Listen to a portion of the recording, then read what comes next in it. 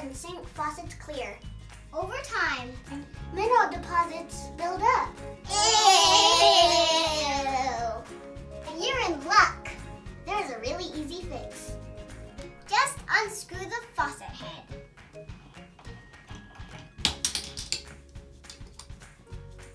Mineral deposits. Put some vinegar in a Ziploc bag. And leave it to soak for 3 hours.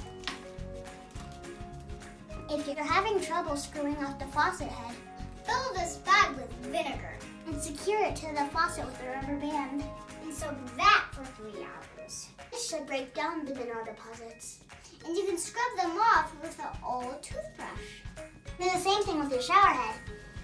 And now your faucet should function better.